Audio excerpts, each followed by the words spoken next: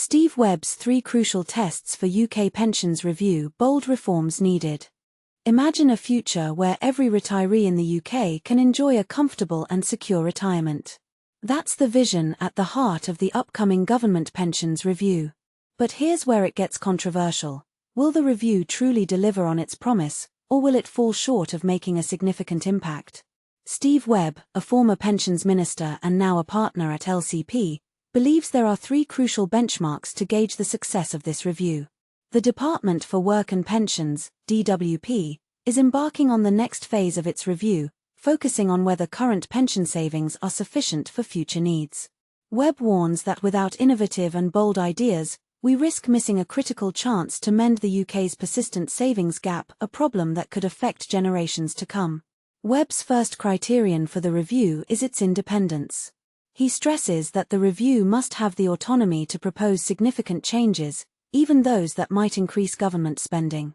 This includes the possibility of raising pension contributions, which could lead to changes in tax relief policies.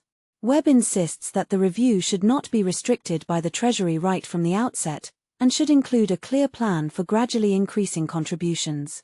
The second benchmark examines whether the review addresses the entire spectrum of pensions, including the state pension. Webb points out that for many, particularly women, the state pension is a vital part of their retirement income. Ignoring this in the review would provide a skewed and incomplete picture of the pensions landscape. And this is the part most people miss: the integration of long-term and short-term savings strategies. Webb advocates for innovative solutions like the Sidecar savings model, which links immediate emergency savings with long-term pension plans. He also highlights the need to consider the increasing number of retirees who rent their homes, suggesting that pension savings could potentially support homeownership initiatives. Webb's call to action is clear: this review is a once-in-a-generation opportunity to address the looming crisis of inadequate pension savings in the UK. It must not be constrained by the Treasury from the start, but should be empowered to make bold recommendations, even at a cost. One of the direst scenarios for the current working-age population, Webb notes, would be the prospect of funding their rent from a scant pension pot in the future. This review presents a critical opportunity to address such pressing issues head-on. What do you think? Can this review truly transform the future of pensions in the UK, or are there other factors at play that might hinder its effectiveness? Share your thoughts and join the discussion below. Labour's pension revolution: early access to your savings explained.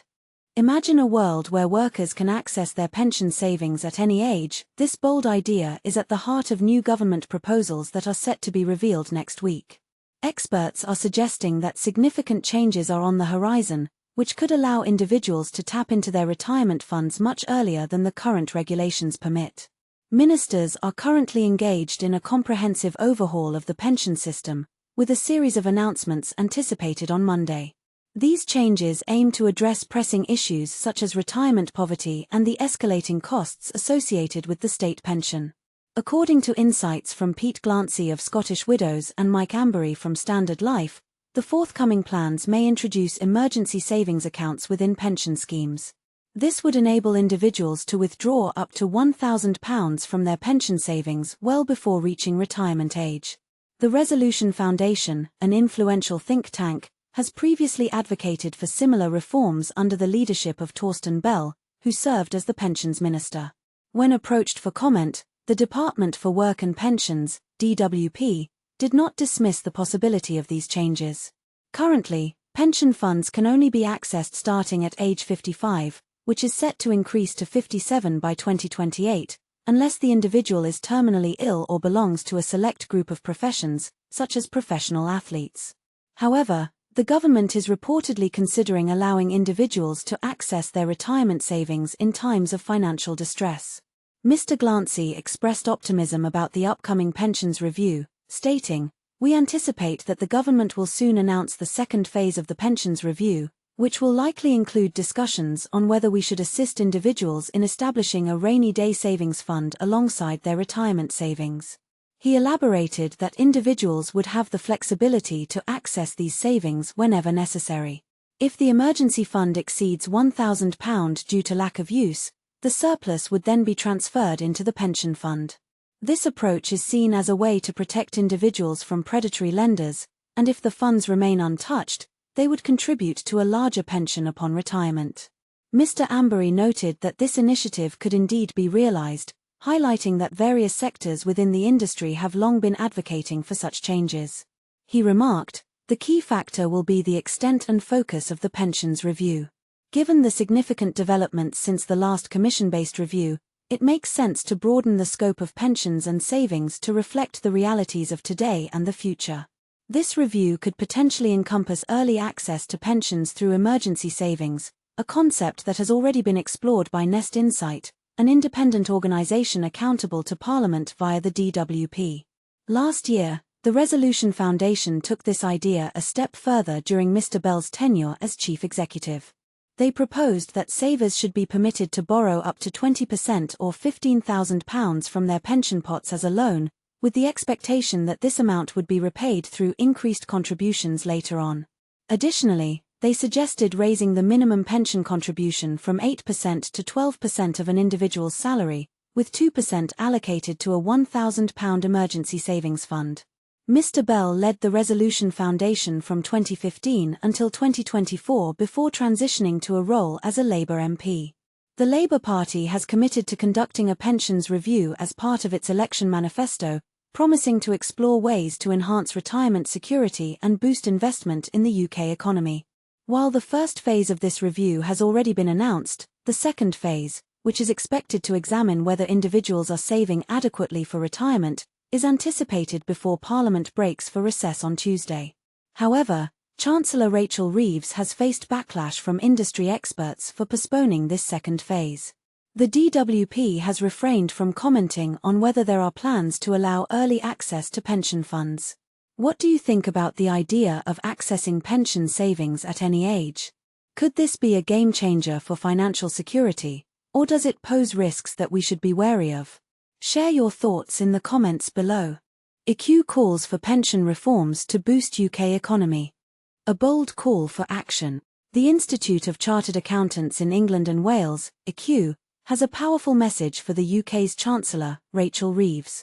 They're urging her to prioritise pension reforms and unlock the massive potential of £3 trillion in pension funds. But here's the catch. These funds are significantly larger than the relatively small £300 billion held in cash ISAs. ICAEW believes that focusing on cash ISAs won't contribute much to economic growth. Instead, they advocate for a shift towards improving conditions for the larger institutional funds. Alan Vowlance, ICAEW's chief executive, emphasises that a year after the general election, growth is still the government's top priority.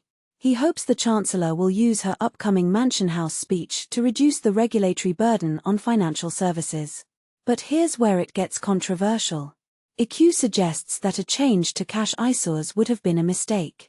They argue that by focusing on the much greater funds held by institutions, the UK can reap the most benefits. And this is the part most people miss. The current regulatory environment is hindering innovation and growth. ICAEW calls for a more balanced and transparent approach to regulation, including implementing a reformed UK prospectus regime and increasing private capital mobilisation with proper safeguards. ICAEW expects the government's financial services sector plan to reduce regulatory costs for businesses by 25%. This plan should also streamline data collection and eliminate duplication to enhance competition in UK capital markets. But will the Chancellor deliver on these expectations? Vowlance believes a concrete plan to cut red tape and ensure proportionate, transparent regulation is crucial. He wants the Chancellor to use her speech to boost investor confidence and remind global businesses why London is the world's top financial centre. ICAEW also stresses the importance of supporting AIM's repositioning as a growth market. They emphasise that the assurance of information supporting capital markets must evolve to maintain investor trust. In July 2025, ICAEW's Business Confidence Monitor for Q2 2025 revealed a worrying drop in the UK's Business Confidence Index to -4.2, its lowest since Q4 2022. So, will the Chancellor heed ICAEW's call for pension reforms and regulatory changes? And what impact will these potential moves have on the UK's economic growth and investor confidence? We invite you to share your thoughts and predictions in the comments below.